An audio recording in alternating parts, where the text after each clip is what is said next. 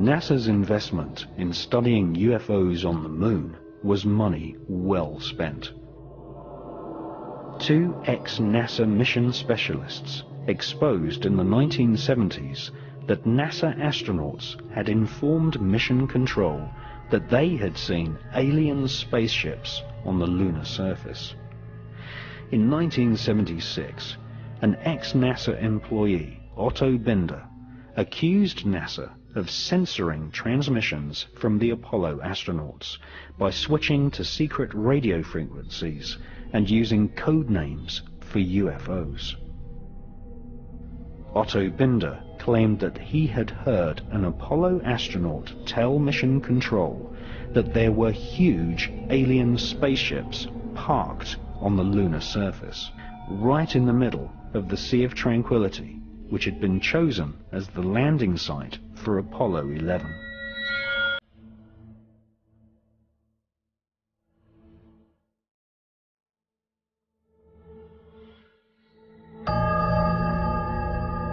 That's one small step for man, one giant leap for mankind.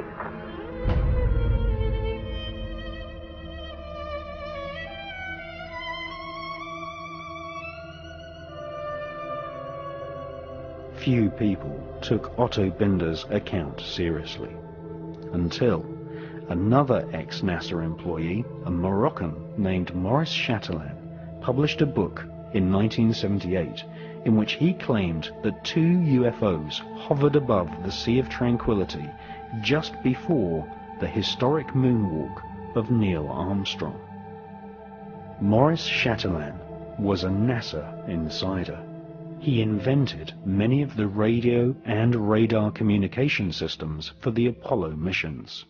He had 11 patents awarded for his inventions and had a high-level NASA security clearance, able to talk freely with senior NASA officials.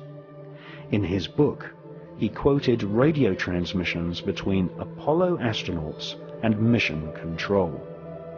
According to Maurice Chatelain, the astronauts informed NASA that there were alien spacecraft lined up on the far side of a nearby crater, observing the historic moonwalk of Neil Armstrong. During his time working on the Apollo space program, Chatelain learnt that aliens not only exist, but that they have had a major role in shaping, and in some cases destroying, civilization.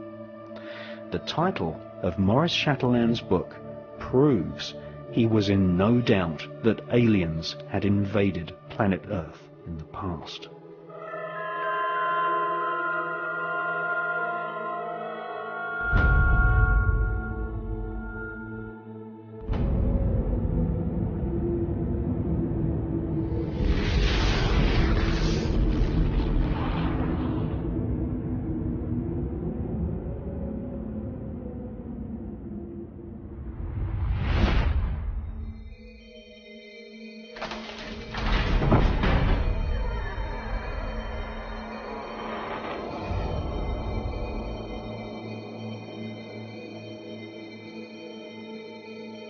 If you study the legends of the North American shamans, the mythologies of ancient Europe, the creation histories of the Australian Aborigines, or the ancient Vedic texts of India, and especially the Sumerian clay tablets from ancient Iraq, we find that all great civilizations on the face of planet Earth tell one similar story.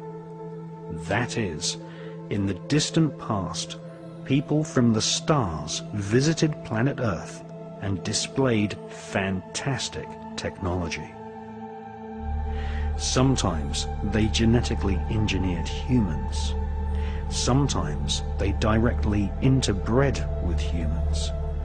These so-called sky gods always visited in spectacular flying vehicles.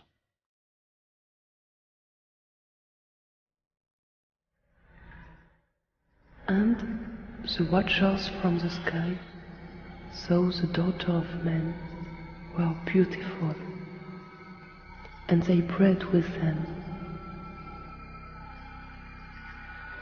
And the children were giants, who become rulers, not of human flesh. They were called the Nephilim.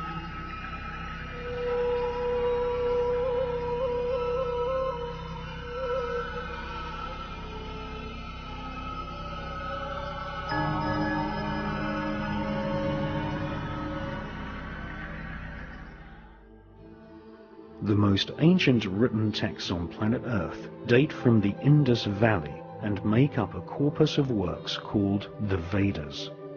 The Bhagavad Gita is an ancient Hindu text which is at least 5,000 years old.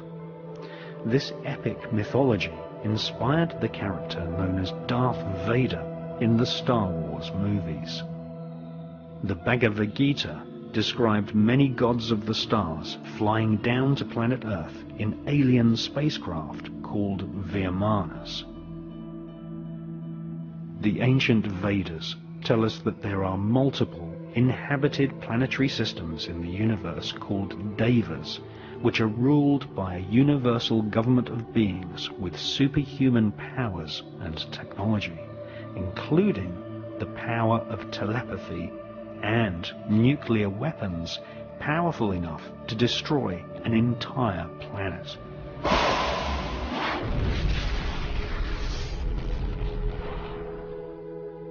The Hindu legends tell us that the Vimanas were like flying saucers, which had stealth technology, able to make themselves invisible, and were able to detect enemy craft at great distances using a form of psychometric radar.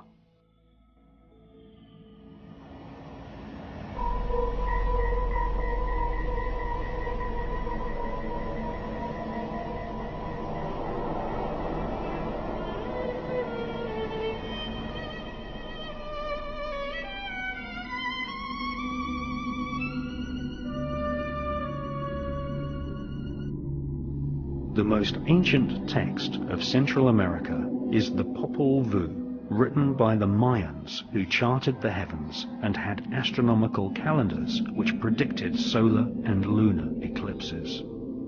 The Popol Vuh describes the ancestors of the Mayans as great explorers who knew centuries before European scientists that the Earth was not flat, but in actual fact a sphere. The Popol Vuh mentions a great god-king called Quetzalcoatl, who is depicted as a flying serpent.